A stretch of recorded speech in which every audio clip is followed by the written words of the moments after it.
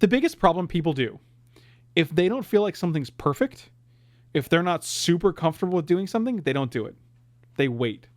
And they just wait. And it never fucking happens.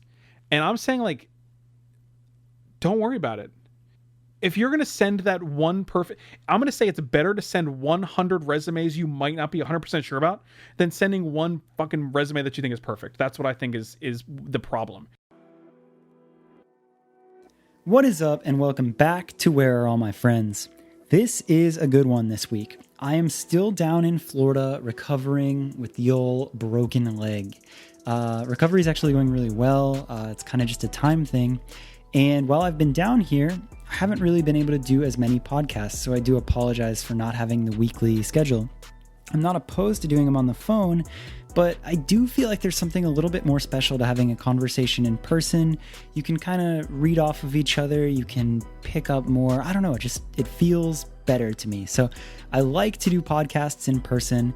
And this week I was able to, and it was a really cool episode.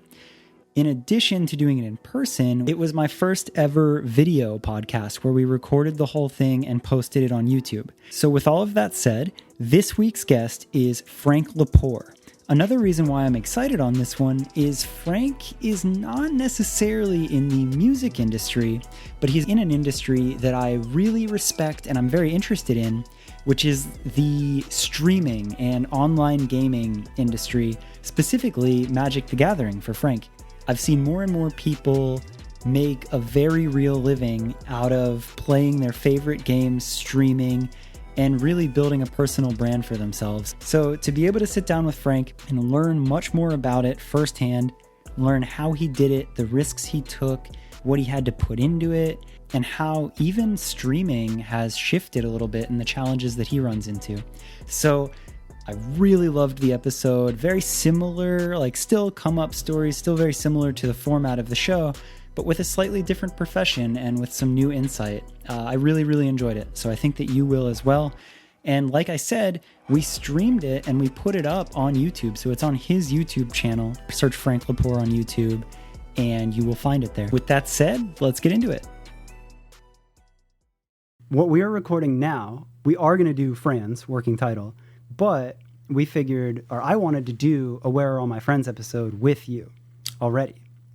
And you figured, yes, let's do it, but why not also record it and then you could stream it on your Twitch, upload it to your YouTube, because we really have two entirely different demographics and fan bases. Correct. So that's kind of cool. For those who don't know, this is me interviewing you on your podcast. Please. What is Where Are All My Friends? So Where Are All My Friends was an idea that I had earlier in the year where I feel like I always just get caught up in these conversations about come up stories and what it takes to follow your dream or whatever you're doing. I end up talking a lot about music because I work in music. And a lot of times it's me sitting down with people that I know or new people in music and their come up stories and the challenges that they had, the pivotal moments, whatever. So I kind of just wanted to take those conversations and make it a podcast. So the title, Where Are All My Friends, I had made a tour and it was called Where Are All My Friends, and I couldn't think of a name and it kind of just fit. It's a good name. I like it. Yeah, it's a good name. But yeah, so it's kind of just like... And it's descriptive of the podcast itself as well. Strangely, it works. You're like, oh, this is a podcast about where all his friends are. Yeah. Yeah, it makes sense. It's great. It's a good name. But yeah, so it's like, it's the risky yet rewarding come up stories and like it really doesn't have to be music, but it's just kind of like that alternative life and like the entrepreneurial spirit of what that took. And I think a lot of times people see the end product. Right, but they don't understand how you got to that point. Yeah, and it seems so rad. And they're like, wow, this guy's so lucky. He's so lucky he gets to do whatever he wants. You know, he gets to do this for his living, or like, some people they just have it so easy, but you really don't understand the work that went into getting to that point. Exactly. And I also think about young me, like getting into it and kind of looking for information and like looking for somebody, like some place to learn. I knew young you. Yeah. So that young me was like, as I was getting into music, I remember asking like a tour manager, like, oh, how do you do this? And he was literally like that generic, like, if you have to ask, kid, you shouldn't be doing it. And I'm like, fuck that's that. cringy. Thanks for the advice, buddy. Really appreciate it. Yeah, I literally don't even remember who it is, but on, I just buddy, remember. pay it forward. Yeah. So I wanted this podcast to be that too. Like I wanted anybody listening of any age or any point in their career to either be in it already and become re-inspired or find some new motivation, or people who aren't in it to be like, oh, everyone starts at zero. And it is extremely possible if you're willing to take the risk. I think most people do. I think there's exceptions, of course, but I think most people do start at zero. Yeah. So that was the motivation behind the podcast, and it's ended up just being super fun. Like I learned so much, like people that I already knew. Like I mean, we've been friends for so long. Yeah, I've known you for like 10 years probably. Yeah, and I'm sure there's going to be so many things in this where I learn, and I'll be like, oh my god, what? I had no idea. So that part is super fun. That's true too. Yeah, I guess because it's like it's not the thing that comes up in regular conversation. Exactly. You're just like, oh, that's interesting. I never knew you did that. Exactly. So like the format has been really fun, and like you'll kind of just follow along. Like I kind of have a format, and Dan's was over here. We did the one, so it's weird because usually it's this is my stream. I know, but it's your show. Well, I love this part of it because I've wanted to add a video component, and I just don't really have like your room is set up so well for it, and like I haven't done that. So this is cool for me too. But it's also like, yeah, it's kind of like a nice mesh of the two environments where it's like your podcast, but let's do it in a different environment where it's like, yeah, I like that aspect of it. I really like that. So that is this, and I feel like it's a dope test. I was going to say something. I forgot what it was. Oh, nope. Still forgot. Fair enough. I'll let you take it. Sure. If it comes back to me, I'll spout it out. Absolutely. So yeah, I mean, I guess we should just get into it. Like basically, like we did the podcast, the Dan's Computer Magic podcast at your house. Oh, so this is what I was gonna say. Oh yeah. If you guys want to check out other episodes of Andrew's podcast, Where Are All My Friends? Oh yeah. How can they do that? I mean, available where all podcasts are. So iTunes, Spotify, what is it? Stitcher. Stitcher's great. Yep. Okay. Anywhere where you have a podcast. So it's literally available pretty much any podcast dispensary. Where you listen to podcasts, Correct. It's there. Okay. It's called Where Are All My Friends, and I'm at Andrew_FTW on all social media. Okay, cool. I like that. I like that out of the way in the front instead of at the end, because at the end people could be like, oh, I stopped listening before then, or whatever. I normally I'll do the intro normally, and I'll be like, hey guys, this week I'm sitting down with Frank Lepore. He's a professional Magic Gathering player, and I'll do all that. But this is kind of fun to just do it. Hey, it's your show. If you wanna take the helm and direct us, you are more than welcome like to this. Okay. And I think it's cool because there's all of your fans and everybody who supports you that don't know this, so it's cool to just explain it. So yeah, basically what I like to do, where I like to start, is kind of very simply, if anybody doesn't know you, your quick elevator, who you are, what you do, very quickly, and then we'll get into it. I have been someone who has played Magic professionally, in the sense that I make money. I make my living off of playing Magic for probably 10 years now. Mm-hmm. And Magic the Gathering, for those who don't know, is a trading card game. It came out in 1994.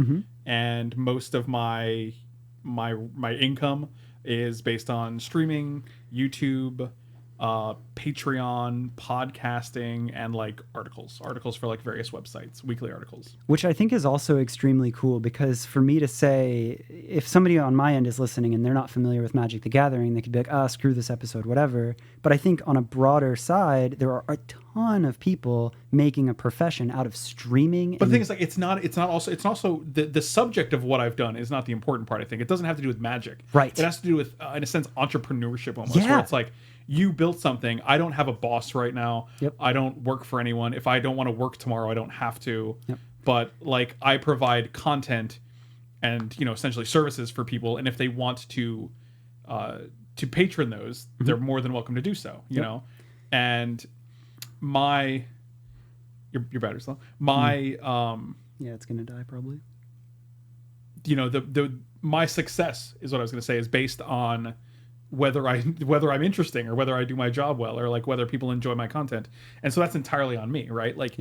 If I just produce garbage, or if I'm not interesting, or if I'm not entertaining, I'm not gonna be able to do anything. I'm not gonna be successful, right? Yeah. So in a sense, it's about making sure you have to be what's the word I'm looking for? Receptive to what people want, or like to what people look for, or what people want to see you do. You know. Well, yeah, but what I should say is like I think that all of this is based around, I would loosely say, gaming. Correct. Yeah. So And, like bro, for me, for sure. yeah, and that to me is cool because you're my first guest on that side, and I think that a lot of the next generation, it's just a thing now. Like it's truly becoming, it can be a career. So I'm very excited to have a guest. It doesn't matter that it's specifically Magic or anything. I just think that you are going to have a very cool story, and I'm very excited to sit down with somebody that does what you do because I haven't had a guest like you yet. Well, we're already sitting down, so. Well, yeah, it's begun. Yeah, it's happening. We're here. Yeah. Cool. So that explains it well. So now, take me back to the early days of like very basic. Where are you from? I am from St. Pete, Florida. Oh, okay. I don't know if I knew that. So you're born and raised. I here. was born in Clearwater, Okay. but it's just the hospital just happened to be in Clearwater. But I was raised in St. Petersburg, Florida, and it's about 25 minutes from where we are now. Mm-hmm. And I currently live in Clearwater, Florida. Cool. So it's like 25. For those who don't know, it's like 25 minutes outside of Tampa. So I live in the Tampa area, let's say. Yeah. And did you like you pretty much grew up like you spent your youth here? Yeah. Oh yeah, for sure. Okay. Yeah, like I actually never lived outside of the state until early 30s. So. Oh, whoa. So like when I came and hung with you in Washington and all that, that was like your first time like living. That was my first time living somewhere other than like Florida. Yeah. Oh shit. Okay, cool. I mean, I've lived in multiple different places in Florida. Like I've had multiple different houses and things like that. But yeah, I never lived outside of the state. I never had really a reason to. Like a lot of people travel for jobs or, you know, schooling opportunities, like things like that. And I just never had any, like there was no reason to uproot my life and live in a different state just for the sake of doing it. You know what I mean? Completely. Yeah. Okay, so then take me to like it normally like somewhere around like 7th, 8th grade, but like where you kind of like become your own person, like where you're more than just like, oh, I go to school, but like what were like early interests for you? Wow, Like, that's funny to me. I think when I actually became my own person was in high school. okay. I went to a school called Pinellas County Center for the Arts. Oh. It was known as PCCA, and it was a magnet program for Gibbs High School, and it was in St. Pete. And I am fully convinced that going to that school molded me into the person I am today, and I'm eternally grateful for it. That's exactly like take me there. That's exactly it. Because the experiences I feel like normal high school kids have Mm-hmm. are mundane and routine, and you're not challenged, right? But I feel like at this school, all of my friends were artistic. I had visual artist friends, I had dancer friends, I had musical theater friends, I had tech friends from theater tech, Mm-hmm. and you literally like you didn't have the option to be isolated from that. You couldn't actually remove that from your high school experience. So like my parents always wanted like a sports kid, like a football player, or like, you know, like they wanted to go to the games. Funny. And I was the kid who like wore nail polish and, you know, was, you know, like there were several times where my parents thought I was gay. Yeah. You know, and, you know, it's just because I had this more liberal high school experience, you know, and some of my best friends, you know, were artists in school, and like it was just a fantastic experience for me. And I think it's what contributed to a lot of my open-mindedness and my creativity, or, you know, what have you, or my desire to not have this like I don't work a 9-to-5 job doing, you know, like office work. I want to be creative. I want to create something. I want to like have an impact. I want to interact with other creative people. And at such a formative age, it showed you that there was this entirely different alternative path to just like regular high school. But you said something about your parents. So yeah, like I get it, because when we were growing up, like even that it's not that long ago, I feel like I remember that it's like, oh, like being gay was like frowned upon. Like it was, or like, you know, it was like almost taboo in certain circles. It was taboo in the sense of like your parents are like, oh, well, there's nothing wrong with it, but I hope they're not. You know, it's crazy to think that just one generation ago, it was still a little less accepted. But so like, were your parents like largely supportive of you going to that school, or like, what was that like? Did you have a pretty decent? They didn't like, really home have life? that much of an impact. Yeah, they didn't really affect them in any way, right? Okay. Like that. They just knew I was more. I don't know, for lack of a better term, like they knew I was a little weirder than your average high school kid. Like, you could definitely tell there was definitely a dividing line between like the jocks, Yeah. or like the, your standard like high school guys, Yeah. and like the more artistic kids. The kids who kind of embrace their artistic sides. That's sick though. So what led you to that school? Like, was it you picking? Was it a counselor in middle school? Was it your parents? Like, how did you end up? What made that happen and not you just going to Gibbs? I don't even remember actually. Interesting. Because this was like, it's a while ago. Yeah. It was a while ago. Yeah, I don't know. Okay. Well, fair enough. So you go to that school. In that time, what was your focus? Like, did you have a specific career path in mind? What were you studying in high school? I had none. I still like, I don't even think in college I didn't even have a career path. I think when I went to college, like I went to college initially for marine biology. Okay. Which is funny. Because I wanted to work with large marine mammals, dolphins, whales, things like that. Because they're amazing. They're amazing creatures, right? You've always like had a thing for animals too. I love like animals. You've always been a dude that just loves animals. But I realized, unfortunately, that I wasn't good at science. I love science. Science is one of my favorite subjects. However, I'm not good at it, right? And I accept that fact. I'm not good at the memorization. I'm not good at the math. I'm not good at the application of applying these things in an academic setting. You know what I mean? Mm-hmm. Like, I can read an article and understand it, but if I have to memorize all these things, formulas, like, processes, things like that, it's just not, which is weird because I think about how I can remember and memorize like 10,000 magic cards. I can remember the year they were printed, the rarity, the set symbol, the exact oracle wording, like, and it's so weird to me that like I can remember this. Yep. These things that are interesting, like these things that I actively put to use. Yeah. But when it comes to something that would be a rewarding career for me, I can't do it. I can't put the effort. I can't make it work, I don't think that's as uncommon as people think though. Like there are just certain things where like school, like you go to like put that application in and you're just like, no, I'm not. I think if I'm required to memorize this, if I was required to memorize magic cards, I couldn't do it. No. It has to be something that comes naturally to you, right? Yeah. Like I'm naturally using these cards every week. I'm naturally accumulating this knowledge over time. Yep. Because it benefits me. Like maybe next week I'll play in an event that I need to know a specific card for, so I'll know that card because it benefits me at that specific moment. You know what I mean? Yep. Okay, so then it doesn't matter that you didn't have a specific path, but what were you doing in school? Like, was it just like traditional, like I guess what I'm looking for is I changed my major at that point, and I changed it to computer science. Okay.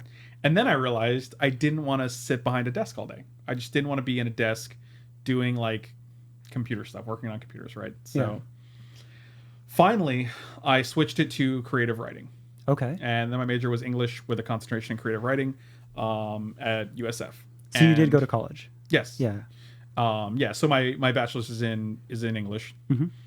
And I just liked creative writing because it was a lot of freedom to do what I wanted, to be creative, but also like, so people like to shit on like English degrees, like they're like, oh, you got an English degree, nice liberal arts degree. But the problem is like people don't realize that you really have to make your own path with an English degree, right? Like you're not going to get handed a job out of college and be like if you have a software engineering degree, right? If you can write code, you can probably apply to 40 different companies and you'll get one of those jobs if you're good. Yeah. Because it's just a very, very marketable skill.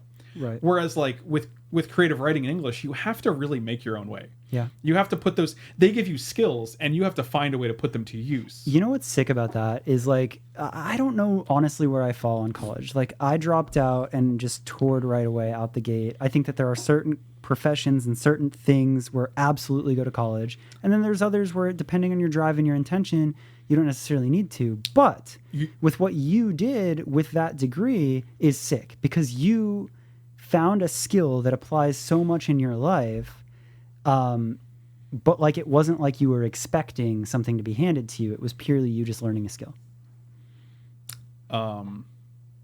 Yes. And the thing is like, so you're a little bit younger than me. Mm-hmm.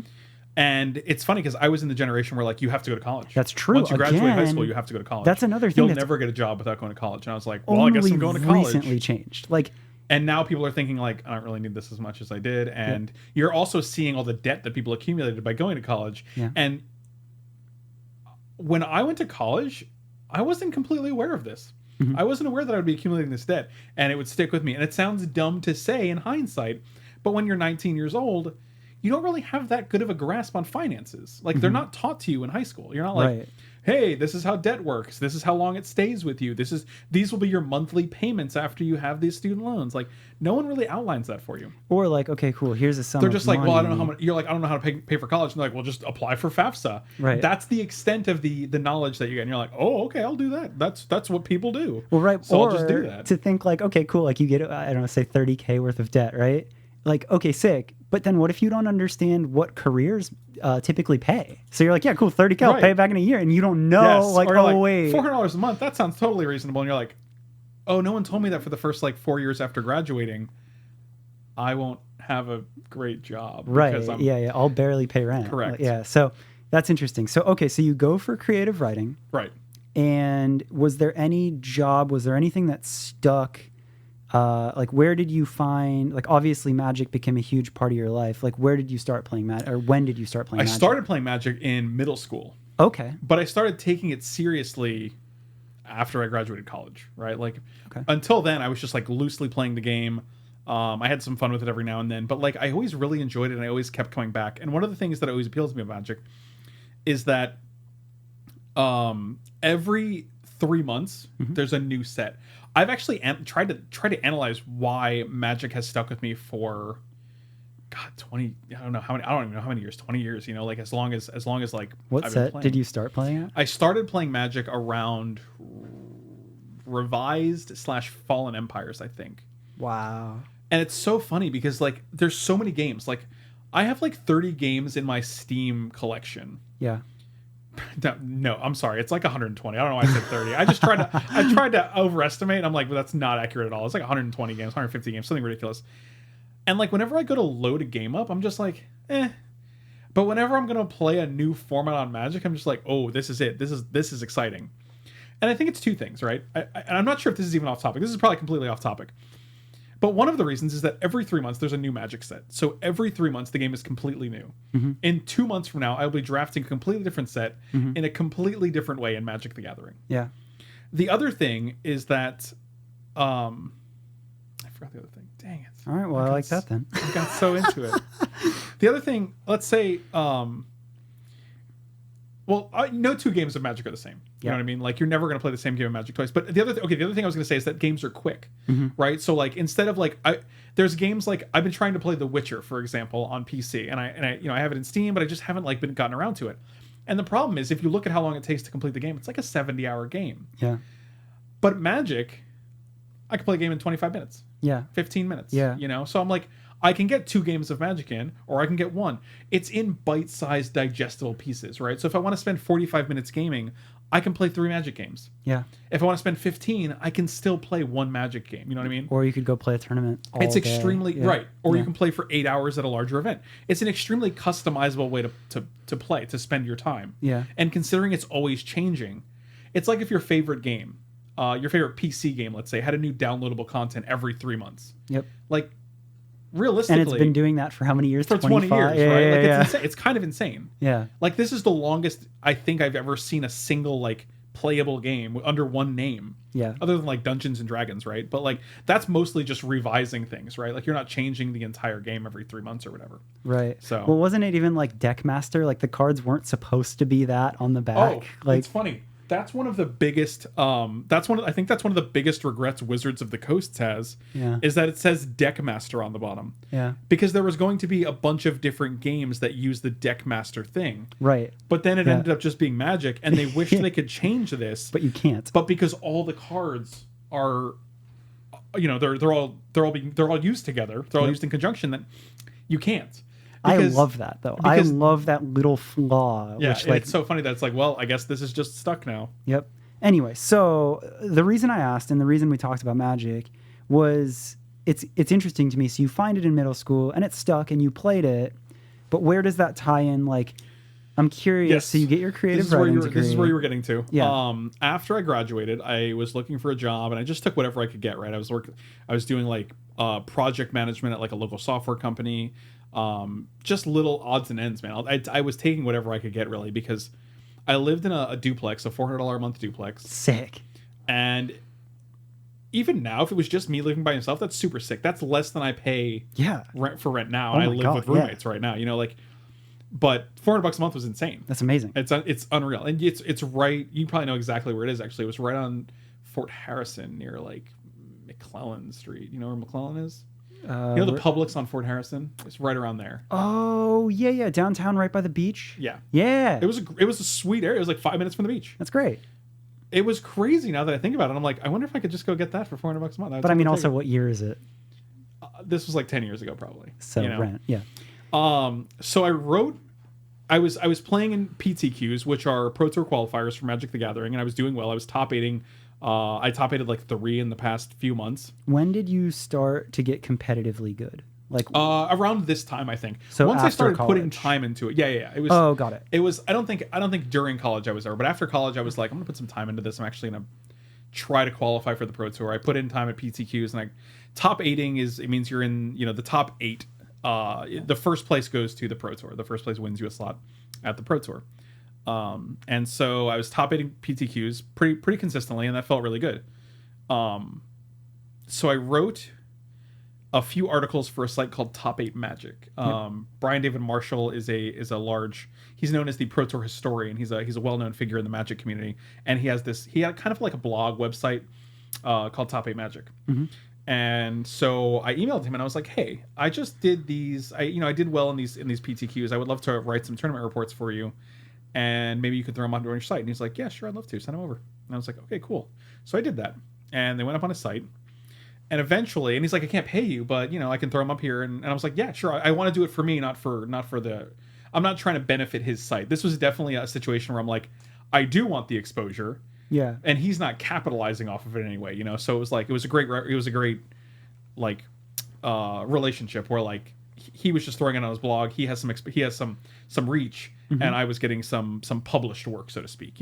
Yeah. Okay, so you finished college. So you had played through high school, through college, but it was just kind of like, yeah, cool, this is fun, FNM, whatever, or Friday Night Magic, whatever.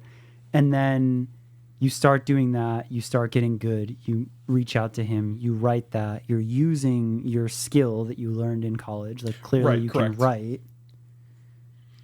And then? Okay, that was like, wait a minute, I was like, go on. Go on. And after that, so after a few articles went up, I wrote to tcgplayer.com, and I was like, hey, this is who I am, this is what I've done, here's some of my work. Yep. I feel like I'm consistently improving, and I'm looking for a break. I was wondering if you guys would be interested in articles from me. And they were like, sure, we'd love to. We like what you have, so yeah, we'll set you up. So I remember starting at TCG Player at around like $25 an article. Cool. But it was like a big site. TCG Player was one of the bigger, Magic websites at the time. And I mean, it's still pretty it's still very big, yes. big. They're still right? very Like, big. It's funny because I want to keep the podcast like not like you have to know everything about Magic. There's like 3 big websites for Magic the Gathering. I would say they're Star City Games, Channel Fireball, and TCG Player. Those are 3 big websites, and I've written for all of them at one point or another. But cool, so TCG, so that's a big deal. Yeah, like I was over the moon. Yeah, and I didn't care that it was $25 a month because again, like I'm fresh out of college, so if I'm writing an article a week, that's an extra $100 a month, man. And that's if great. Rent is $400, that's I'm paying 25% of my rent, which I was already splitting with someone. 25%, that would be $100. Right. Oh, the month. I thought we were 400, right. Oh, right. But I thought you 25 an article, 4 articles. It's $100 a month, right? I see. So I thought we were 25% talking of the per $400 article, rent. and I was like, that's. I got ahead of myself. That's okay. So let's go. We got it. We rounded it up. Yeah. So like that was great. That was my break in. After like a couple months, after like a month, I was like, hey, would you mind if I submitted some videos with these? I wanted to play Magic Online and record my matches and like show off the decks I was talking about. So I did that. What year is this? This is Jesus. 2009? See, because I think This is that's like 10 years ago. That's important to mention because that's very common, and like, of course, you just stream with videos now. Correct, but this in was, 2009, Twitch wasn't even around. Twitch wasn't around in exactly. 2009. This was just me playing Magic Online, recording the matches, and then uploading them to YouTube, Right. and then linking them in the article. Because Right. YouTube was definitely very relevant. And like, because I remember that, like, that was when I first started doing anything with Set It Off. And Cody would record covers and upload to YouTube. We'd So like Cody, yeah, right. Just like him. typical Cody. And then like we would do tour videos. So like YouTube was very poppin', but like it wasn't, there weren't things like Twitch where it was so easy. Correct. And like you had And to kind of like, they actually really appreciated that initiative. They were like, Yeah. "Oh, cool, yeah, definitely do that," because they didn't have anyone regularly doing videos at the time. yeah. And like within a month and a half or 2 months, they actually they emailed me and they were like, "Hey, we'd like to have you as a full-time employee," and they wanted to hire me as basically like the community manager / editor of the site. I have to pause really quickly because what you just said is so important. And I think that that's a lesson that I've heard in, it doesn't matter what career path, but like you had a feeling. You were just like, I want to do this. I want to stream these. I want to record Right. these. And it wasn't the norm. It wasn't the common thing to do. Right. But whatever that inclination was, you trusted it. Oh yeah, for sure. And you because did it it. was no cost to me as well. You know, like I was just like, I like doing this. I would like to provide this content for you guys. If you're interested, let me know. Yes. And you did it. And I mean, take a risk. No, it didn't cost you anything, but it wasn't the norm. And you did it. And then after you did it, the concept was proven. And then they It's attached definitely, to it. And it's funny because like the video articles I did, one of the series I did was called Modern Monday, Mm-hmm. and it was every Monday, and it was an obscure modern deck. Modern is a Magic the Gathering format. Yeah. And every Monday I would play a different modern deck and show it off, and people loved it. It was one of the most popular columns on the site. See, and like that's so cool to me. And I think that that's a lesson that I've seen. And like I learn it every day. I'm still reminded of it. But like if you have a feeling, if you have an intuition of like, wait, this is cool, do it. Because even if it's not proven yet, your idea and your inclination of what's cool might be the even if next they big thing. Even if they say no, your biggest cost is that you said it, like you just spoke up about it. That's it. Yeah. So like And then you become the guy who like, even if you have 10 ideas and 9 of them suck and 1 of them is great, at the end of the day, you're still the guy with 10 ideas, right? Like, Yeah, even if they're not great, you're still putting yourself out there and you have all these ideas. I just love that though. Like I love that it wasn't like the format. It wasn't like TCG was like, cool, like you made it. You're writing for TCG. Get ready to be popular. Like No. you just had an idea and I you also, followed yeah, your gut. I did a web show every Wednesday called The Lepore.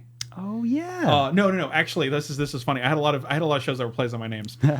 The Laboratory was where I would take people's decks and play them and make improvements to them. Wednesday was a show called the Lepore Report, which was a play off the Colbert Report with a silent T. So it was the Lepore Report. And it was just basically like I did Magic News. Like I would be like, hey, this is what happened this week. These are the results of this event. This is what's going on. You know, stuff like that. So, yeah, like I mean, I was constantly trying to like figure out what people would respond to and like, is this a popular thing? Do people like this kind of thing? Like, what formats do people like, and what do you want to see? Yeah. And I was trying to figure that out, and also like, you know, benefit the site. I was like, what are people coming to this site particularly to do? And I think TCG Player was a good fit for me at the time because you didn't have the hyper competitive players. You had a lot of the players who just wanted to have fun and experiment and play crazy decks. Yeah. And I think that was my strength, and that's what I spoke to a lot. That's awesome. So it was a good fit. I think it was a really good fit. And by that time then, so like that's got to be the point where it's like, okay, cool. You've graduated, you know you can write, you know you have a voice, you know you can express yourself. You found some amount of success writing and getting paid something. And I feel like those first dollars, even though they're not huge, is enough to just give you that encouragement and that sign of like keep going. Yeah. So I would have to assume that right about that point is like probably where you got a hunch of like this could be career. Like this could be something more than just I this is knew fun. like so this is the thing. Like this is the thing I think with both of our positions is like we take little jobs. We'll take everything we can get. Yeah. If someone's like, "Hey, we'd love for you to do this." A lot of times we'll just be like, "Yep." Can I add it to my resume? Yes, I'll do it. Yeah. Will it connect me with other people who can give me other opportunities? Yep, I'll do Will it. I learn something? Correct. Yeah. Will I better understand the ins and outs of this business? Yes. Okay. Dude, yeah. So as long as you can check mark at least some of these boxes, I think we'll take that opportunity.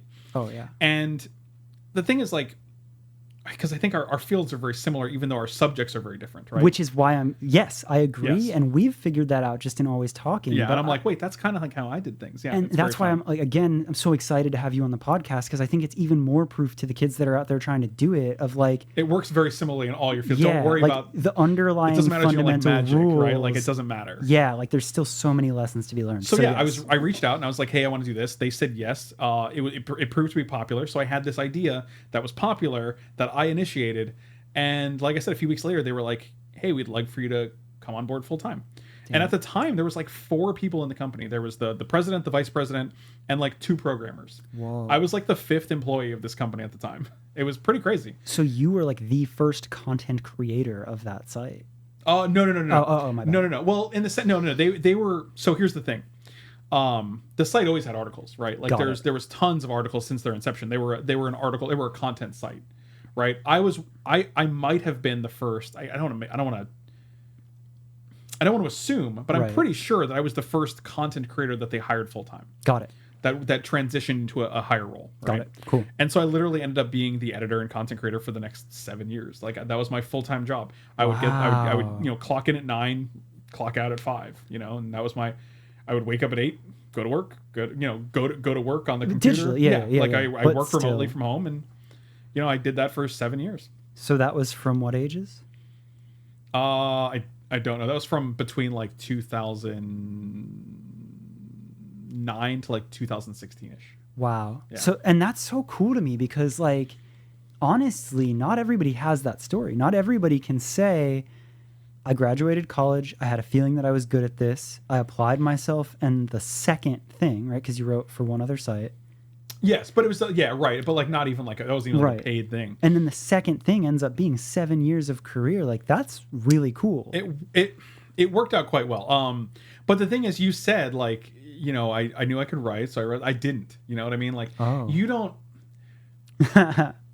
It's like I think it's like with anyone. You just have this imposter syndrome feeling where like you get I have a degree in this, but like it hasn't been put to practice. You know what I mean? Like I've never been paid for my work. I've never had like I didn't write any books. Like I haven't written any screenplays. What I wanted to do with my degree was write for movies and television. I have several. I have 2 pilots for TV shows written, and I have a screenplay that I wrote. And I actually registered with the Screen Actors Guild, and but like I could never like that's hard to break into. You know what I mean? So I did what I could do. Yeah. With magic because it was an easier on ramp to a career, but like my dream has always been to write for TV or to write for movies.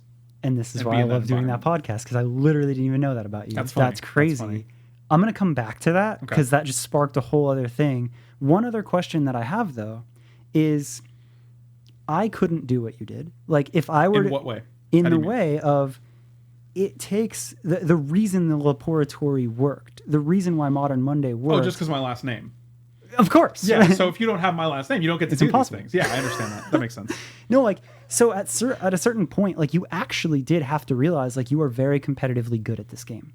Like, I'll play with you. I think I'm above average. Yeah. So at what point, like, where did that come from? Like, if we're tracing it all the way to the basics, what went from I was terrible at first. tabletop player? It's literally just repetition, I think. I've thought about this a lot, like why some people are better than others. I think there are some Magic players who are naturally good at this game. Yeah. They can pick up a card game or any strategy game, be good at it within a month. Because of like they're just naturally inclined to do so. Our friend it Jeremy. took me years. Who? Our friend Jeremy. He's good at everything. I think he's just good at everything. Like, That's right. Yeah. There are friends like that. Like, you just have friends sometimes that are like Jeremy. Jeremy's something else. Good at everything. But I mean, as far as me, like it was, I know, like I can see my trajectory where like I started making better plays or making better decisions or playing better decks or things like that. Where I'm just like, I don't know if it was. It's hard to look back and see any specific point where it happened, but like I can kind of tell where I started like taking it seriously. And like applying the strategies that I knew were proven rather than like there's a point in the beginning of my Magic playing career where I was just doing what I wanted to do rather than doing what was successful or what was correct to do, in the sense of like winning. And is that talking about specifically playing the game? Correct. Yes. Okay. Yeah. Within the game, of course. Like, so playing, doing making the correct plays or playing the correct cards or, conforming to the correct standard, like 60 card decks or, stuff like that. So. Right. Because like that's even like as we've played, because like I've stayed playing, but it's always just been a hobby. Right. And like when we play, like you've watched me play and like after a game, you'll be like, well, why did you do this or this or this? Right. And there's like very fundamental, well, not very fundamental because you can casually play and get by.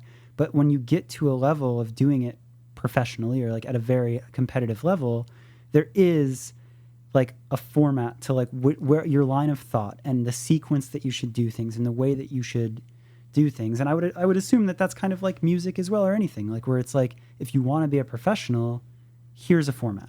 I want to speak to something you mentioned actually. Yeah. you actually, we were talking earlier about how you know what you want to do, right? Like, Yeah. what do you want to do with your life? And when did you know you wanted to? And like, the thing is, like, I also applied for plenty of teaching positions after college. I wanted to be an English teacher. I wanted to teach people. I wanted to, because I remember my English teachers in high school were fantastic. So there was actually a time I got suspended in high school. I got suspended in high school one time. You fucking rebel. I was late to class. Yeah. And it's funny because I had AP English, and my AP English teachers, we were going over civil disobedience, right? So I got suspended. I was late to class, and the school had this really weird policy of like, if you're late to class, if you're tardy, you go to the tardy room. So you don't get to go to class. You go to like a detention type room until class is out. So you're not disrupting it, right? Okay. But like, you're also punishing the kids who want to be there, who just literally had I just ended up being late, right? Yeah. Like, it wasn't like I didn't want to be in class. I'm not trying to be a dick. I just was late. Yeah. So you're basically like, you're infantilizing us, right? You're just making me feel like a child that doesn't get to, I don't get to go to class. I don't get to learn because I was late, right? Like, because there was an accident on the street. And like, then they're going to give you that reason, well, you know, you should have left earlier, or whatever, right? Like, I get it. It's my fault. I take blame. I just still want to go to class. Yeah. So you show up. So I show up. I have to go to the tardy room. I go to the tardy room. I put my head down. They're like, hey, no sleeping. And I'm like, okay. So I take a book out and I start reading. They're like, oh, no reading. And I'm like, what can I do in this room? You don't read at this they school, point to but a sign on the wall. Every single time I break a rule, right? They point to a sign on the wall. And I go and they point to a sign on the wall where it says like no food, no drink, no reading, no sleeping, no home. Like, I'm just like, it's just a list of rules. you're just in prison. It's basically right. They're like, this is the rules of the prison. So I get up and I rip the sign off the wall. And I was like, that's what I think of your rules. Like, I was like, this is stupid. This is the dumbest thing I've ever seen. Like, you're penalizing the kids who actually want to learn for no real reason. Yeah. You know, and it was a ridiculous policy. So I got suspended for 3 days. My English teachers gave me A's for all the assignments I missed. They were like, hey, I'm proud of you for doing that. I was That's like, awesome. amazing. Thank you. It was such a cool moment because like, they saw I wasn't being a bad student. I wasn't being a bad kid. You were mad that you couldn't learn. I was mad that like during these courses that are like teaching me civil disobedience, like teaching the benefits and like the societal benefits of civil disobedience. Like, I was a student who was being punished for like a really, you know, just a ridiculous reason. Yeah. You know, you're not punishing bad kids. You're punishing like just the dude who's late, right? So shouts to your teachers. That's awesome. But okay, so like you brought this up because I was saying you know what you want to do. Oh yes. So what my point was, that was actually just a tangent because I wanted to talk about my awesome English teachers, and I was like, yes, I knew the kind of students we had in like the honors English classes or the AP English classes, and I was like, these are kids who actually give a shit about being there. Like, if you're taking AP English or honors English in high school, like, you care, like, you're choosing to take these classes, you know? Yeah. And I wanted to be in that environment where I could like interact with these kids and like actually have an effect on them and like share reading material and like stories and things like that. And I thought that'd be awesome. So I wanted to teach. And it's funny, the only reason I brought this up at all was you mentioned that when you misplay after a match, I ask you questions. Yes. And I'm like, why did you do this? Yeah. Right. And I think that's always been a way I've approached things. Like, if you make a mistake or like if you do something that I don't necessarily agree with, Yeah. I'm going to ask you why. And I want you to break it down for me and go through your own thought process. And I used to do this with an ex of mine, and she was like, you'd make a really good teacher. Because I'm forcing you to find your way to, I'm not telling you the answer. That's I'm true. kind of forcing you to find your own way to the answer. That's actually true. You know what I mean? And that was something I've always done. I don't know why, but like, I wanted you to tell me. I Yeah. wanted you, because I think if you say it, if you get there on your own, you're going to retain that knowledge better than if I'm just like, oh, you should have done this. Totally. If I tell you should have done this, you're going to be like, well, why? Yeah. Well, that's so interesting because like, I guess it's just you found something where your natural skill played into it, right? Because that line of thinking and that logic, like, yes, you would be a great teacher, but I think that same line of thinking also makes you so great at what you do now. And I don't know, you know, like you found it somehow, right? Like you found that thing where that shines. Yeah, I mean, it works for me. It's definitely something that has worked for me for the best. It's surprising how much it works for me. Like, sometimes I wake up and I'm like, I'm surprised I get to like do this every day as my job in like various different ways, right? I mean, the thing is, like, because I think you and I are definitely strongly rooted in what's known as like the gig economy, right? Like, we have to take a bunch of different jobs, and we don't always have a 401k to retire on. We don't always have health insurance from our employers. Yeah. You know, things like that. Like we don't have those benefits. And we're just like, well, I have to make sure I have X, and X set up in place, like these jobs, Yeah. in order to pay my rent or to make sure I have a car payment or like, you know, whatever, for example. Totally.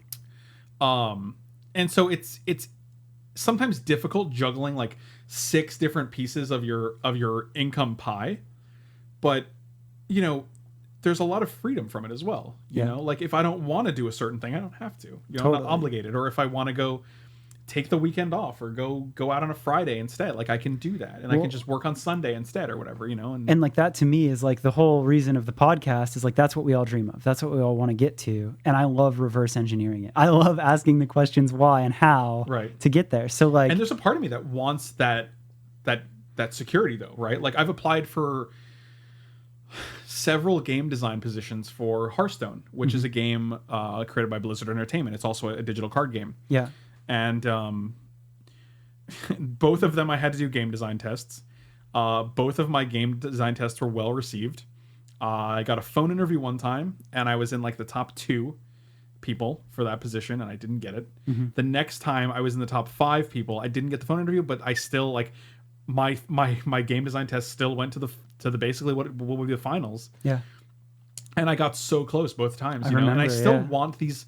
I want these opportunities. Like I want, if I could find a job like that where I work 9 to 5, doing something rewarding that I'm going to enjoy going to every day. Like that's the dream, right? I want that consistency because I know like in 30 years from now, I don't know if I'm going to be able to still play Magic online. Here's my thing is I think that anyone in that, call it alternative creative space where you do have to do a billion things, like I think that the lessons in every day that you have to grind it out and figure it out and make it work. Yes, it's scary. I think you talk to anyone in that position and everyone kind of has that fear of like, yo, but like, what if it goes away? But the thing that you need to pay credit more to is every day that it doesn't go away and every day that you figure it out, you get stronger and better at it.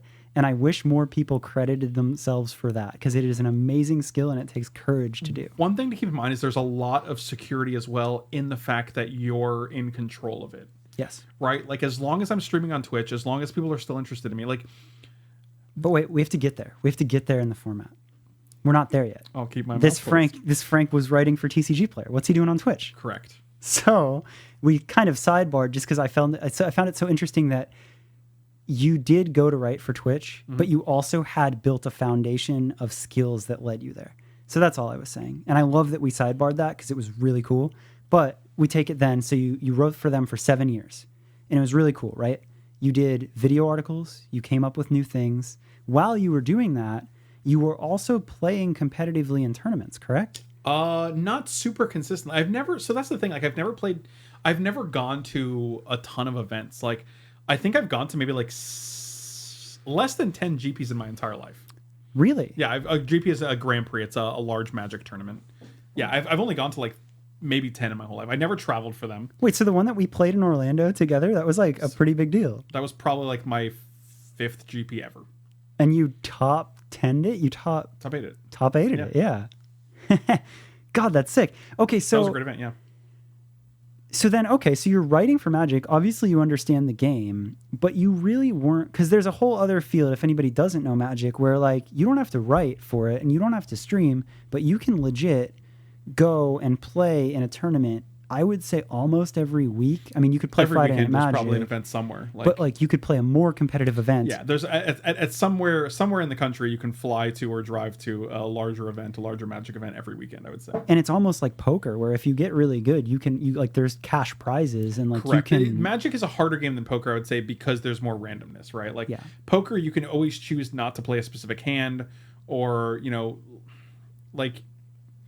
Hands are like, I guess there is randomness in poker. Like I don't want to say there's not randomness in poker, but like with Magic, like it's different. It's different. It's for sure different. But so the point there though is you didn't do that. You didn't do the travel all the time, grind it out, play every tournament. No, I never. That really wasn't that was never my style, because that was always exhausting to me. I'll be honest with you. Like when I would leave my house on Friday night, I would find a hotel. I would hope I can find some food after I land in the city I've never been in that's still open at like 10 p.m. Yeah. Check into my hotel, wake up at 8 a.m., find a way to get to the site, whether I'm just walking there or getting an Uber, playing 10 rounds of Magic, hoping I can find some convention center food in that, in that event. Like I could find a $7 pretzel in the 4 minutes between my rounds. Yeah. And then you get out of the event at like 10 p.m. on Saturday as well. And you're like, okay, well, I guess I'm going back to the Outback Steakhouse tonight because it's the only thing that's open after 10 o'clock, and it's just an exhausting thing. You're waking up on Sunday doing the exact same thing. And then you're flying home. And you're flying home Sunday night just to go to work on Monday morning. And you're like, it felt like work more than relaxing to me. And I just didn't, it was never, that aspect of Magic never appealed to me when I could just sit at home and play Magic online and just play it more recreationally and have more fun with it. Like that was more fun to me. Okay. That's competitive. Like I was never hyper competitive. Okay, that's actually a really interesting point. And I'm sure a lot of your fans would be like, that's like a piece that I don't know how many people know that, but I didn't know that. That's cool. So everyone knows that. You're the only one who doesn't know. Fuck, Sorry, buddy. Sorry, buddy. Bad questions, bad host. No, so 7 years then of writing for TCG. Correct. And you are playing, like I remember like when I was in town, like we would play Friday Night Magics and you would play a little bit of paper Magic. Yeah, and in 2014, I was actually invited to the Magic Online Community Cup. Okay. Which is like, they did it every year. And it was like they took 8 members of the community. They flew them out to Seattle to Wizards of the Coast, and you got to compete against 8 members of Wizards R&D. Wow, and it was a super cool experience. That's awesome. Yeah, like day 9, Sean Plott was on my team, Paul Cheon was on my team, Aaron Campbell, like a bunch of well-known Magic players. Bjorn Andreasen, who is one of my favorite Magic people ever. He's a Swedish Magic player. I know who every one of those people are. I know, I knew you would, so I wanted to mention them so you could be like, wow, that's cool that all those people were there. Remark. No, but that's cool. That I do know that that's a very cool event to be invited to, and obviously there's only so many people invited. So okay, cool. So you did 2014 Cup, then I remember playing a GP with you. So the little bits here and there. We played a GP in 2014. It was also 2014. Yeah. That was a December GP, and I made the top 8. And So, okay, so even though when you could competitively play, you could hold your own, but that really wasn't a part of your career in this. Correct. It was just, cool, I'm here, I'll play, whatever. It was just exhausting. Like, I was also burnt out because, like, there was a time where I was able to, I got 3rd in this PTQ. I lost in the finals of this PTQ. I got top 8 of this PTQ. And, like, after a certain point, I'm just like, is the reward for this really, like, worth... It's like it's a heavy disappointment when you play 10 rounds. Yeah. And then you play the quarterfinals, and then you play the semifinals, and then you play the finals, and you end up losing in the finals, and you're like, there's a part of you that's like, will this ever happen again? Will I ever get to this finals again just to win next time? Yep. Like, there's a part of you that's like, do I really have to win like 12 more rounds in a row next time and hope that I win that 13th round too? Yeah. It's emotionally exhausting. So it's funny you say that, because I really respect that didn't make you go away from Magic. You just more defined your lane in it. That's right? literally what happened. Yes, that's exactly what happened, which is funny because people are like, hey, do you ever miss playing on the Pro Tour? Do you ever miss grinding and qualifying? And I'm like, no, not at all. Right. Like, there's no part of me that's like, man, I wish I was playing at this GP this weekend. When people are like, hey, do you want to go to do you want to go to, like, I've had someone recently be like, hey, do you want to go to this Magic? They're called Magic Fests now. Do you want to go to like Magic Fest, Denver or whatever? And I would be like, instead, can we just hang out there and do cool stuff outside of Magic? Yeah. And here's the other side of that coin, which is very relevant for me personally. I play Magic currently 30 hours a week, right? I as we haven't gotten to yet, I stream. Yes. So Monday through Friday, sometimes on the weekend as well. Future Frank streams. Yeah. 5 to 6 times a week usually. Yeah. And the last thing I usually want to do on the weekends is play more Magic. Yeah. You know what I mean? It's like working at like McDonald's Monday through Friday, and then on the weekend someone's like, hey man, you want to go to McDonald's with me? Yeah. And I'd be like, I don't really. Yeah. I really don't. Hey, you want to cook up some burgers and fries? I've had a lot fries? of McDonald's this week. I really, but it's not. I'll go with you and I'll hang out. Yeah. But if you want to go to a different restaurant, I'd prefer that. Right. Well, okay. So what that point there though is, I think, another cool lesson. And I feel like I always butcher his name, but Tony Say or she, he wrote Delivering Happiness, the founder of Zappos. I have that book, yeah. Okay, so there's a one specific part. It's a great book, and he talks about he sold his first company and he had a non-compete clause, so he basically was paid to just chill. And he got so bored that he started playing poker, and he was good at poker, But this one casino that he would play at, he always did terribly.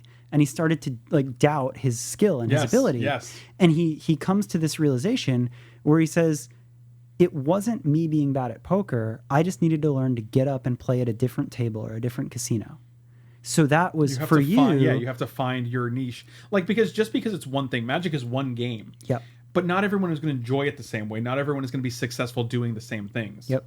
And I love that you didn't walk away from it when you're like, okay, this life of grinding out tournaments and all that isn't for me. I could have been like, well, I'm never going to qualify for the Pro Tour. I might as well invest my effort in like a different game or a different career or do something different. And I love and admire, the game. And that's so sick that you just were like, okay, cool, I still love the game. Here's a different way to apply what I love. Right. And you had much more success doing something you loved instead of stubbornly doing something that you didn't love. And in all fairness, it took a lot of self-awareness to accept, to understand that, like, I'm not enjoying this. Yeah. But I do enjoy Magic as a game. Yeah. How can I make what I enjoy about this game? How can I be successful doing that? That again is a universal lesson, right? Because, like, I always think about things with music. That's what I do. And it's like there are so many different fields of music. You could be an artist, you could be a songwriter, you could be something, and be like, I hate touring, I hate playing live. Right. And then you could go and compose. What if I teach? Right. Like, what if I teach people to play music? You could teach. Like, you could ghostwrite. You could write songs for commercials. There's tons of things you could to do with the guitar, with the piano, that don't involve being on the road touring. Right. Like you have to find. Don't box yourself in to think that I like doing this one thing. There's only one way to be successful by doing it. Like, don't. It's also the way people do this is they see the most popular avenue, the only way to do it, right? Like, hey, I like acting, so I have to be a movie star, and if I'm not, I'm probably a bad actor and I shouldn't act. Yeah. That's not how it works, though, right? Like, yeah, you can teach improv classes, you can do local theater, you can do tons of things, and that's so sick. So okay, that's awesome. So you found that, you wrote for TCG. So what happens after TCG? After I left, me and TCG Player went our separate ways in 2016. Okay. And like a month after that, I top-aided Pro Tour Oath of the Gatewatch. Shit. Yeah. It was pretty funny. Like, I stopped writing for TCG Player, and I top-ate the Pro Tour like a month later. And after we had just talked about tournaments not really being for you. Yeah, that's the funny thing. Like, I mean, it felt validating for me because I'd always known I was an above-average player, but, like, I never considered myself, like, super, like, I'm not one of the, I'm not one of the best in the game or anything like that. I've never considered myself that, but I know I've put the time in. Yeah. I've put in the hours. Like, some people, there's the saying that, like, you become a master at something when you put 10,000 hours in, and I'm pretty convinced I put 10,000 hours into Magic the Gathering. I would say so. Yeah. I would probably say more than that, especially if you include writing and content creating. Like, I think I'm well over 10,000 hours. Yeah. And so it was validating, right? Like, this was worth noting, this was also the first Pro Tour I'd ever played in. Holy. I qualified in from the Grand Prix, but I had to postpone my invite until 2016. And then when I finally went to the Pro Tour in 2016, I top-aided, and it was great. So what happened? I won $10,000. Fuck. I was there were pro player levels then, and my level I was immediately silver, which qualified me for 2 more Pro Tours. Wow. And I started writing for Channel Fireball like maybe 2 weeks after that. Was that because of your status of showing like, hey, like I'm relevant? Yes, because once you top aid an event like that, or once you do well at an event like that, you're usually sites are gonna, like, I had like three different websites express interest in my report for the event. Like, they were like, hey, we want to hear about your Pro Tour experience. Oh, cool. One of them was Star City Games, and Star City Games, I sold, I don't want to say sold, I don't know the word I'm looking for, but like I went through them to publish my my top 8 report, my Pro Tour Oath of the Gatewatch tournament report. Nice.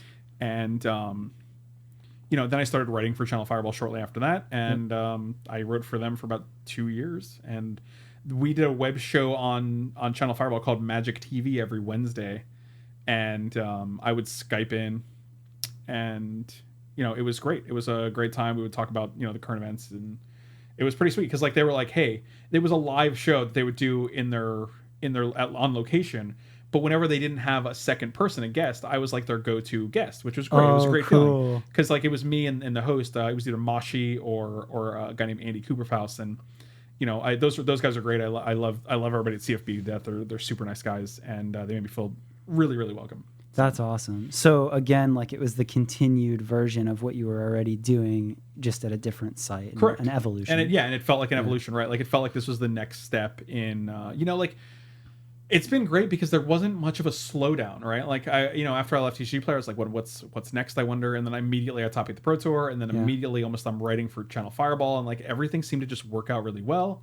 Yeah. And sometimes you just have to leave and like I'm it's funny saying this to you because you know exactly what I'm talking about, where sometimes you feel like you're out of place and you're like, I just have to walk away from this place because it's not taking me where I want to go. Or even sometimes on paper, it's amazing. And it's your funny friends look at you talked and they're about like, this. bro, why don't leave? And you're like, I just know I have to go do this. And whatever. we talked about this because we were talking about you being at Equal Vision. Yeah. And it's funny because comparatively, I'm doing better now Yeah. than I was when I was writing for either of those sites. Right. Like doing more on my own. And It's a scary thing to leave, though. it is. Right. When at the time you're like, how's this going to work out? Yeah. Am I going to be able to pay my rent next month? Oh, yeah. Will I have things going on? Well, especially for me, like I went from being kid tour managing bands to getting my shot, to being, I want to work in the music industry, and Equal Vision Records is down to hire me. Yeah. It was And you're like, it was my you're that- identity. yeah, it you was did my it. You it was made my it. foundation Yeah. of saying, "Oh, you don't believe in me? I'm just some kid. I work at Equal Vision Records." Yeah. It was my thing. So That's your identity, yeah. I used it as an identity, and it was almost like this not insurance, but it was just like that to me legitimized me. It And validates you, right? It validated That's me. your Equal Vision is my Pro Tour top 8. Right. And like it's a fear that It said, without "Hey, buddy, it, I don't need to prove anything to you because I'm here right now." and without it, you're just like, well, who the fuck cares? And it's a very scary thing. It is scary. Yeah. But take me to the next part, because I know how we've talked about it, but like as much of a scary jump as it is, you can find some pretty unexpected cool things when you more double down on yourself. So you went from Channel Fireball. After Channel Fireball, I started streaming exclusively on Twitch. I wasn't streaming on Twitch. I would literally write like 2 or 3 articles for Channel Fireball a week. Yep. And that was it. All right. Okay. That was my working, right? And Yeah. it felt like I wasn't utilizing my time. After Channel Fireball, I started streaming on Twitch regularly 5 days a week. Yeah. And I would upload my videos to YouTube as well. Yeah. And you guys can find me at twitch.tv/Frank Lepore or youtube.com/Frank Lepore. Both of those are Gang. both of those are links. I don't know where I'm going with that. But that's anyway, like, and once I started doing that, the audiences that I already built, like through Channel Fireball or TCG Player, like they would find me on Twitch or on YouTube. And this is the first time I was actually like consistently doing these things, right? Like I had a YouTube channel for years, but I never uploaded things to it because I was always uploading through Channel Fireball. Yeah. If I did videos Yeah. for Channel Fireball, I would send them the videos and they would go on the Channel Fireball page. Right. Same thing with TCG Player. I'm Yeah. not monetizing my own videos because I'm getting paid through those sites for them. Yep. So now this is the first time I'm doing it on my own YouTube channel, and I'm streaming for myself on Twitch, and it worked out quite well. Yeah. You know? Well, I should also say though, again, take it back to 2009 when you started uploading things, right? In 2009, if you had a really big following on your YouTube page, yeah, you were getting a little bit of monetization money, but it wasn't the same. It's a different time. And It is a much having your different time on content YouTube. hosted on very legitimate websites was much more valuable. And only more recently, owning all of your content and hosting and distributing it yourself and monetizing it yourself and learning that there's different ways to like make your own personal channel or brand has become more valuable. And I feel like that's shifting more recently. And I think that's very cool that you realized that and started working on that. One thing that's interesting recently, a new Magic the Gathering client has been released called Magic Arena. MTG Arena. Yeah. It's a new digital platform to play Magic Online. To play Magic the Gathering on the internet, I should say, because there's 2 clients, Magic Online and MTG Arena. Right. MTG Arena is more mobile friendly. You can eventually you're going to be able to play it on your phone Oh, or really? on your iPad. Eventually, I assume so. I think that's their goal. Okay. I don't want to make any claims here. Yeah. But Frank said so. the problem is Wizards started a thing called the MPL, the Magic Pro League. I believe that's what it stands for. Can you see Hunter behind you? Yes, everyone can look at him. He's having a good time. MPL. and it's like the 32 of the top players in the world. They get contracts through Wizards of the Coast, the company that makes Magic the Gathering, and their contracts are like $75K a year. They're getting paid to do That's this. respectable, yeah. The problem is they're also forced to stream every week, right? So it's a real situation right now of at least in my opinion, of too many cooks in the kitchen, right? Like, there's too many options to watch, and it's basically like Wizards of the Coast injected 32 of the best. None of these people streamed before then, right? Like, they weren't interested in the digital Magic component. They were interested in playing physical Magic, being the best physical Magic players, going to events, playing like that, and writing articles, right? Yeah. And now they're all streaming as well.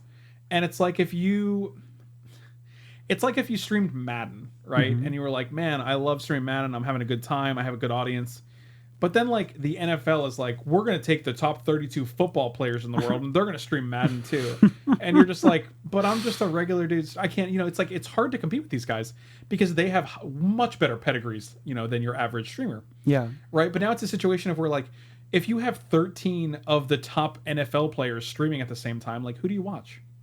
Interesting. You know what I mean? Like, it's really hard because if you're a new player coming to watch a streamer, you're not going to watch someone like me who's put like 10, I don't want to say 10, but like 4 years of work into streaming. Yeah.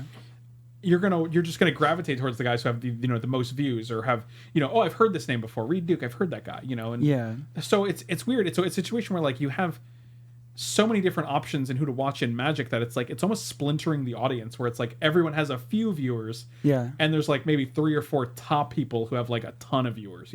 Well, let me ask you this in real time then, because I find this so interesting. Like, obviously you've made a career out of this, right? And you've written for different sites, you've done different things, and you've made it work all along. And this is kind of like a challenge that we're looking at right now, right? Talking about, like, you went from writing articles for sites to now much more specifically, or putting much more focus on streaming on your own, creating your own content and doing that, right? And now here's this new challenge. So, like, how does that beautiful, analytical, frank mind that looks at every situation, like, I'm just genuinely asking, like, what do you think? Like, I've been trying to figure this out for a couple months now. It's hard to figure out, because the thing about Twitch streaming right now and esports in general is that everything is changing. It's so new. And, like, guys like me, I feel like I did get in on the ground floor. Like, I've had a Twitch account since, like, for ages. Yeah. Right? Like, I was streaming back in Florida back in like 2014. Like, you remember this. Yeah. And, that's 5 years ago. That's like infancy in Twitch terms. Sure. But now it's like, it's got a real feel to it, like, where anyone who can stream will, And it's hard to, like, I think a lot of people need to know that, like, my roommate Felipe streams, right? Yeah. You're gonna have a friend here in a second. My roommate Felipe streams, and he doesn't get a ton of views. We got like 2 or 3 viewers a stream, right? And I'm like, you should only be doing this if you're enjoying it. Yeah. If you don't enjoy it, if you're doing it to be successful, if you're doing it to make a name for yourself, if you're doing it to propel yourself into, like, some kind of comfortable Twitch lifestyle, don't. Sure. It's not going to work. That's not how it works. Yeah. You have to have a big, like, if you go to a Smash tournament, and Smash is a popular competitive game for the consoles. Yeah. If you go to, like, a Smash tournament and you blow it away, if you crush, you're gonna get team offers, you're gonna get sponsorship offers, and if you start streaming on Twitch, your numbers will be extremely inflated. Like, the best Twitch streamers are ones that have ways to either promote themselves or to prove they have something to offer you. You know what I mean? Interesting. And I feel like I'm still relying on my pedigree. Like, I have a Pro Tour top 8, a Grand Prix top 8. Yeah. I've written for TCG Player for 7 years. I wrote for Channel Fireball for 2 years. Currently, I'm writing for a site called Cool Stuff Inc. Yeah. So you guys can check me out there at coolstuffinc.com. And it's great. Like, having articles in general is just a great way to, like, get people familiar. Like, so if people don't know where to find me, like, when I had channel, like, someone in the chat just said, they first found me on Channel Fireball, and they were like, who's this guy drafting and having fun with these games, And that's great, because that's how you get, it's like an advertisement, right? It's like, hey, check out my Twitch stream. It's like the videos and the articles are advertisements for your streams or your YouTube videos, stuff like that. So, well, it's just, that's really interesting to me. And I love you being so open about it, because this podcast is like, a lot of times I want to show the come up story, But then like I love the honesty of like, here you are, you've made it this far, and like here's a very real challenge. Every time you say right? come up, I think of Post Malone. There you go. Because there's lyrics, because of the... You know what's funny is like I'm not a huge Post Malone fan. I respect him. I'm all about it, but I don't find myself. I can listen to some Posty. Really? Mm-hmm. Beer Bongs and Bentleys. Like everybody freaked out on that album. That album's good. And I was like, yeah, cool. Like I listened to it once and I was like, sweet. Yeah, cool, Stoney's a good album too, though. I mean, like I think it's good. Like I think his stuff is good, but I think he was overhyped initially. Yeah. But I think his story is like I agree with that. I do love that. But to come back to you, so we're talking about that now, and this really does bring us up to speed. This wasn't a Post Malone podcast? Oh no, that's next. That's what our podcast is about, right? But no, like I mean, that really does catch us up to speed about like where you are now, right? Like that brings us up to your current life, and you make a living off of it. You have been lucky enough to put all this time and energy in it and put it together and make it work. And that's not to say that it's easy. You have to continuously pour your heart and soul into it. You don't really get to. It's not really a job where you get to like be on autopilot, really. Right. Because like someone else is just going to come in and do it better. Well, okay, and that's exactly what we're talking about right now. Like the competition is fierce for like people who are like, you're providing content. Like you have so many options. Like you could just literally shut off the stream and watch Netflix, you know? Sure. Like, I mean, as an entertainment avenue, like you have so many options for entertainment. But and everyone who's watching this or listening is like, oh shit, he's right. I do want to watch. Watch Netflix. Shit, there's that new episode. We just lost so many viewers and listeners. But like, I think that you said something earlier to me, and like again, this is us just kind of like back and forth on the subject, right? There is no answer yet, or we're not sure, and all of this is happening now in real time. But some damn good cat petting. For any of the listeners that aren't watching, Frank's cat popped up on my lap, and he's just hanging out with me. But, you know, you said something to me that almost answers the question, or it potentially leads where maybe it goes. Where it goes. Leads where it goes. I like it. That's a good phrase. Thanks. Hey, man. It leads where it goes. Hey, man. Goes where it goes. Leads where it goes. You didn't like competing in tournaments. You didn't like flying out and grinding. I also didn't like feeling bad after I like. I didn't mean to interrupt you there. Well, but I had a segue. Well, what I was going to say was you didn't like that, right? Right. So you didn't really do it. You found online and you wrote and you did Lepore and you made brews and you did all of your own stuff and you streamed and you had fun with it, right? Yeah. So I think that if I were to begin to try to answer that question, I would look at where your curiosity and where your excitement comes now.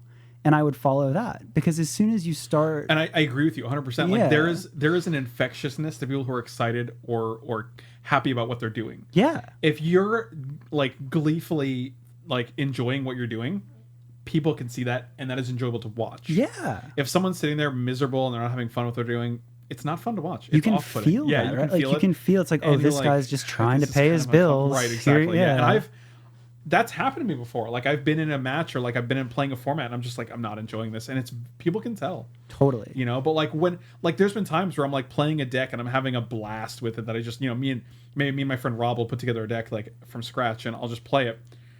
And people will be like, you guys are having a blast and it's awesome, dude. It's so infectious. Like it's fun to watch, you know? And I'm like, that's great to hear. Yeah. Because it reinforces it. Sometimes you forget. Yeah. Sometimes you forget how you come across and like how much your attitude affects the people who are watching you. You know what I mean? Like they're not watching you to be sad. They're not watching you to be like, people want to feel good. Totally. You know what I mean? Yeah. Like people just want to feel good. Like, no, I agree. So another thing in the podcast, because we could literally talk forever. Let me go back to one thing actually. Oh, please. We were talking about how I didn't enjoy playing Construct. He's you can't. So he's having a good time. Yeah, I was hanging out with the cat. Hunter's in bed. Hunter literally got in bed and tucked himself in. So like there was actually a time I top into the Pro Tour and I went to a Grand Prix in like New York. Yeah. I didn't make day 2. You have to have a specific record to make day 2. At the time, I believe it was 7-2 or better. Mm-hmm. So you have to get 7 wins, 2 losses to make day 2. I think I was 6-3 and I didn't make day 2. So instead, because I was feeling a serious bout of imposter syndrome, like, do I deserve to be here? Was my top 8 in the Pro Tour a fluke? Like, am I even good at this game? I actually went to a tattoo place in New Jersey. Wow. And I got this tattoo right It's hard to see. It's a hard one, and no one's going to see it on the podcast. But if you're watching on the video, you can see it. It says Sic Transit Gloria. Yeah. And everyone thinks it's from a brand new album. I get thought this shit that it was all the time. Yeah. It's not from Brand New. It's from where Brand New probably got it from. It's from a Wes Anderson movie called Rushmore. Max Fisher is one of the main characters, and he's trying to show off that he knows Latin. So he says, Sic Transit Gloria. Glory fades. And it loosely translates to glory fades or fame is fleeting. And I got this, as you can tell, I remembered it because it's the story I'm telling you now. I got this just to remind myself that, like, I'm probably not going to be able to do this forever. Hunter, take it easy. He tried to tuck himself in. He's chasing his tail now. And so I just got this to remind myself that, like, you probably can't do this forever. Like, you're in a moment right now, and it feels good because you're doing well. But, like, today should remind you that you can't. It's not always going to be. It's not always going to be successful. You're not always going to have these great. You're not always going to be successful. You know, like, that's basically what it comes down to. Yeah. And so I just wanted to remember that. It's okay. So that's actually the perfect lead into like what I was going to ask you. One, I find it crazy that someone as skilled as yourself is that humble and constantly tries to remind yourself of that, right? Like a lot of times I think that if you were just new to Magic or new to anything that you're doing, people would be like, oh man, like Frank, he's on top, he's doing it. Where even at that level of after all that accomplishment, you're still reminding yourself of that. But what I was going to say was earlier in the podcast, you talked about writing and movies and how you wanted that to be a part of your life, right? I would, yeah. I mean, for sure. I like creating content, but I hate that like a lot of my content is limited to Magic related content. Well, I was going to ask, which is why I wanted to start this podcast with you. Yeah. Because it's something outside of that, and I really want to do that. Well, I just find it interesting, like, again, in real time, like, it's not like you're established at all, and who knows where life takes us, but, like, established at all in writing movies. In other things, in a non-Magic environment, that's right. But just, again, as it's such a candid, honest conversation, and we're talking, like, you brought us up to now, but we're talking about future, things like that, do you find... Because I've always thought about this. Like, I think that music and working in music and management and touring is amazing, but I've always been intrigued in so many other things. And I don't look at it as a bad thing. I look at it as like, right now I'm curious about this and I'm going to do it to my fullest ability. But later on, maybe I'm going to be curious about something else. Right. And it's funny because you can see this in like celebrities and things like where, you'll be a world-class actor, but then you'll be like, well, maybe I just want to make a country album or something. Maybe I just want to do... And it's interesting because as these people, they have their built-in audiences are so large that they can still be successful in those fields. Sure. And they also have the vehicles to do it, right? Yeah. Like, I mean, if you're an actor and you're like, hey, I want to go, do this one thing, like you can afford the training to do it. You can afford an example I brought up recently was Bradley Cooper, right? Like, Bradley Cooper, how he's great at singing. Right. Like we talked about this. Like there was a Bradley Cooper song that came on, and I was like, this dude is actually a super enjoyable actor. Yep.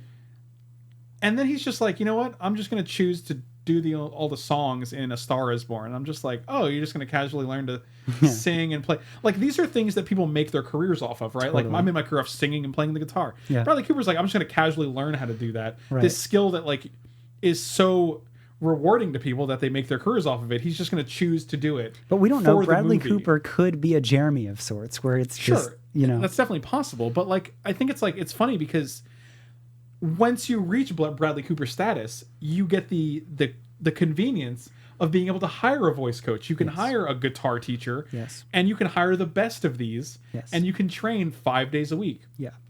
And not only that, your job is training because you're doing it for a movie. Right. And not only that, you're not paying for it because the studio is training you. Like, so it's but that's actually another cool point and lesson of like, if you have an interest in that, you can find really cool ways to accomplish your goals. I talked to a pilot on a flight so randomly, but a pilot was flying home and he wasn't, he was just riding in the cabin. And was he like in his dress? Was he dressed as a pilot? Yeah, but he was done flying. He was really cool so he's like, I flew earlier. And exactly. Yeah.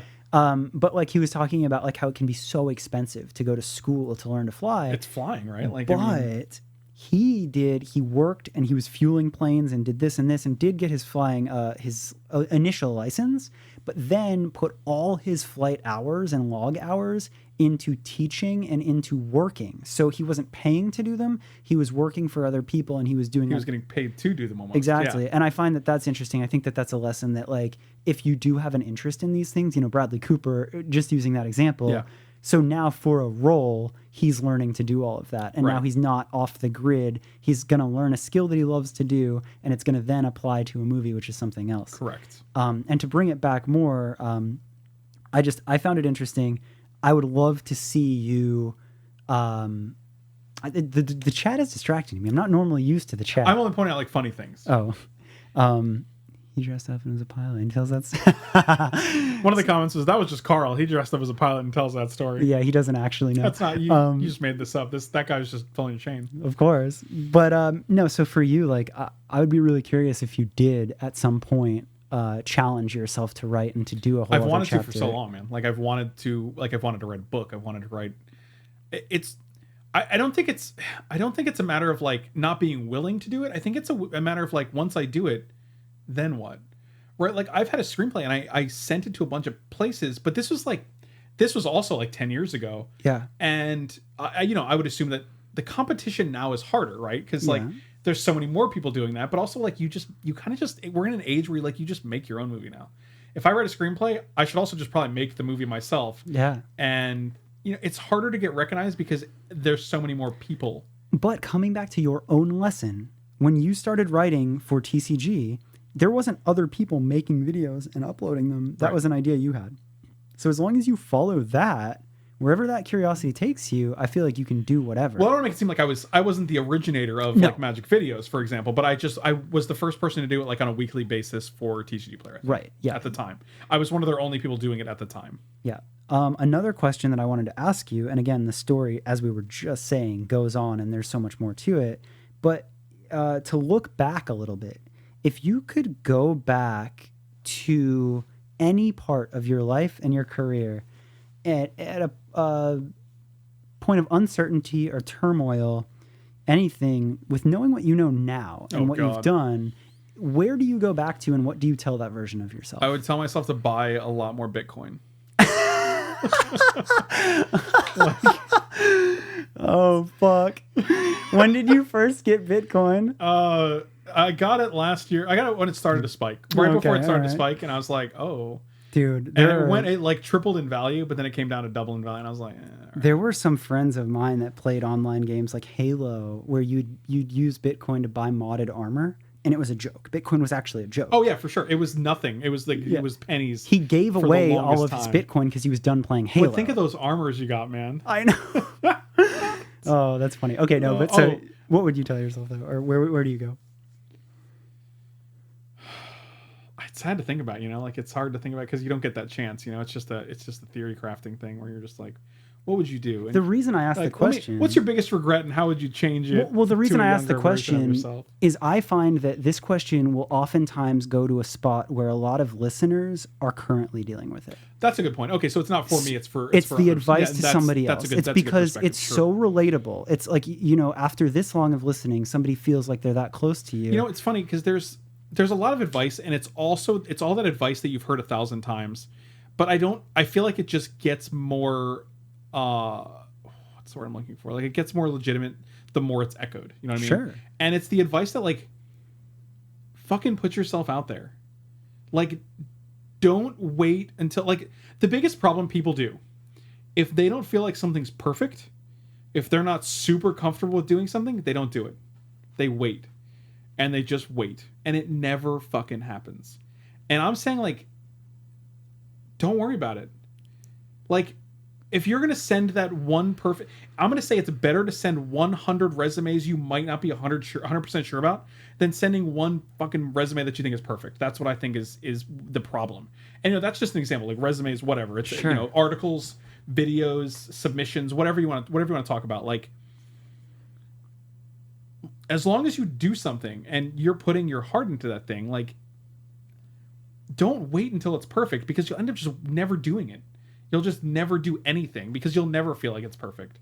Damn. That's just a product of producing something, right? Like you're never going to look at something and be like, this is it. This is perfect. Yeah. Or maybe you will, but it's not going to happen frequently. Yeah. You know? Yeah. And Damn. that might not even be the one where like you get anything out of it. What you think is perfect might have no bearing on what your audience perceives, which is why like there's that old writing adage where like you write something, put it in a dresser, put it in like a drawer, 6 months later come back to it and read it. If you still think it's good, it's probably good. Yeah. Wow. Right? Like you want to remove yourself from whatever you're creating. Yeah. Because you're not gonna see it the same way as the creator as someone else is. Right. So like stop worrying about how perfect it is, or like maybe that line is not correct, or like maybe you don't like this character. Like just do it. Just fucking just put yourself out there and do it. Like, I love that. And I do like, I find that that's like such great advice in the sense of if we were to go like you back. hear that all the time. I know. Because like people are like, well, you just got to do it. Like but it's true. It's 100% true. And if we break that down and like think about it on a more practical application, like when you made your first videos that led you to a decent amount of success. Oh shit. Our buddy AJ is hanging out, so. AJ's a good friend of ours. That's so cool. But no, so like when you made those first videos, were they perfect? Here's the funny thing. That's a great question. When I first started making videos, not even when I first started making videos, throughout the entire course of my video making career, Yeah.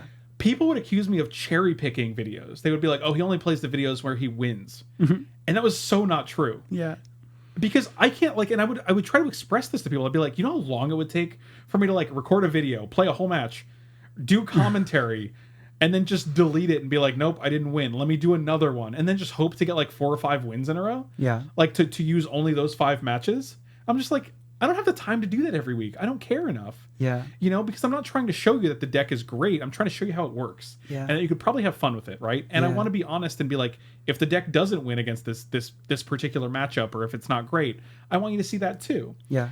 But it's so funny when people are like, you cherry pick your videos. I'm like, no, I don't. Like, Right. if I lose 3 matches and win 2, I'm still going to submit those because they don't have to be perfect. Yeah. You know what I mean?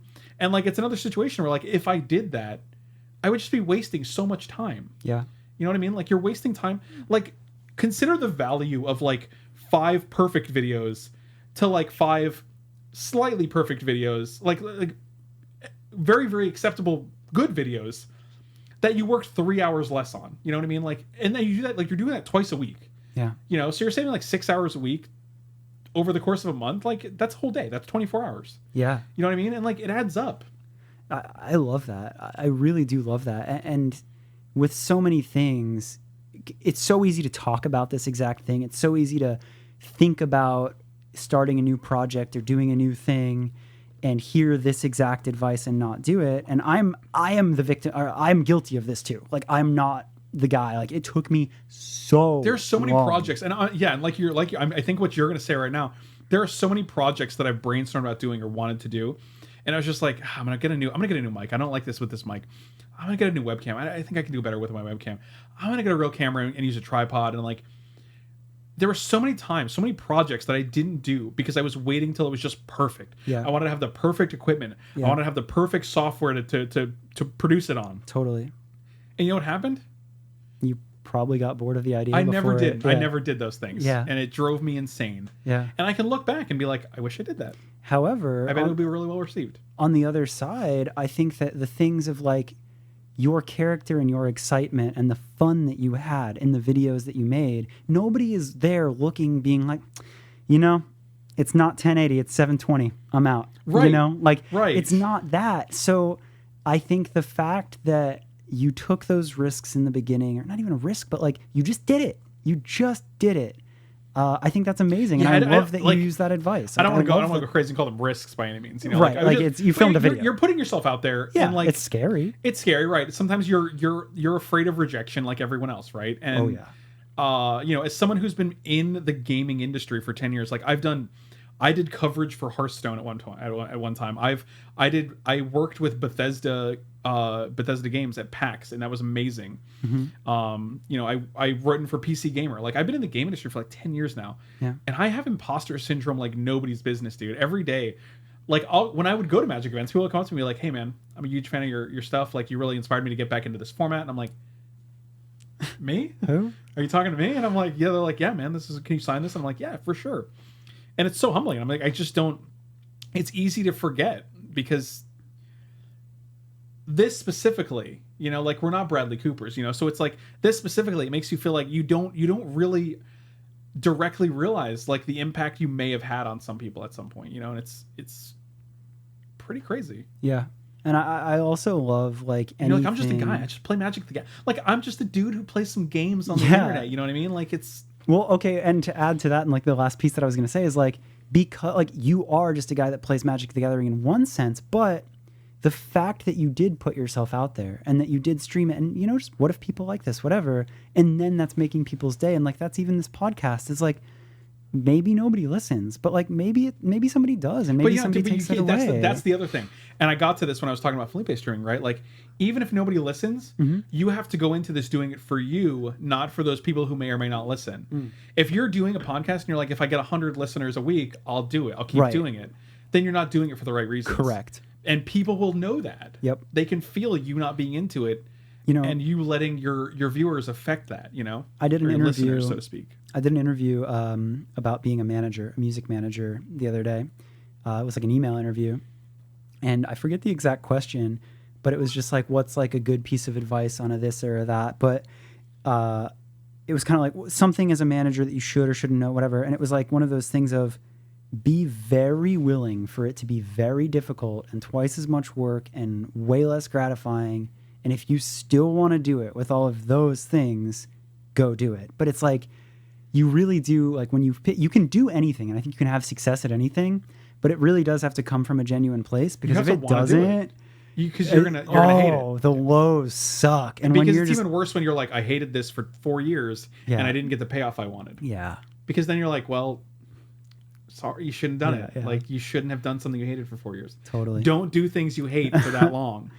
Well, shit, dude. That's the format. That's the episode. You have covered it. You have explained your story to me. Did I miss anything? I don't think so. I had a blast with this. This was fun. Yeah, same. We're at about an hour and a half too, so that's a decent length, I think. Perfect. Andrew apparently did a podcast with his dad recently. And that was 4 hours. I did, yeah. So I feel like we didn't come close to that, but that's okay. I mean, he had a story, and I know Mans real well, and I had some very specific questions about all sorts of different times and how it related to my life. So tell me about you and Mom's first kiss. He told me where I was conceived. I was like, Dad, stop. Why do you know? No. I'll never forget it. It was the back of the El Camino. Oh, Dad, He's why? like, technically, you're a Puerto Rican citizen. I'm like, Dad, no. Oh, well, that's amazing. That's amazing. Well, on that note, shall we end it? Yeah, let's do it. Cool. Well, thank you for doing this. Anytime, buddy. I'm really glad we did this, and I'm honored to be a guest on this. Yeah, I'm so stoked to have you, and I really think that like I love having guests outside of just music, because there are so many parallels, and this was such an insightful I think if you were just limiting yourself to music, I think I don't want this to sound bad. I think it'd be a worse podcast. No, and right? I agree with you, and I think that like to me, as I think about it, I want to spread more of this message, and I want to talk to people that have taken risks in all sorts of different places, because these stories, these conversations to me is what it's all about. And yes, I work in music, and I do want to encourage people to follow that path. It's not a music podcast. It's it's a how did you get to where how to get to where my friends are podcast. That's great. Because it's called, Where Are My Where Friends. Are My Friends? Yeah, Where Are All My Friends? Well, shit, dude. Thank you again. Anytime, buddy. Cool. So there you have it. Another episode, another great guest. Like I said, I really had fun with this one. I find it intriguing to talk to somebody outside of the music industry, yet with so many parallels and with so many, I guess just parallels.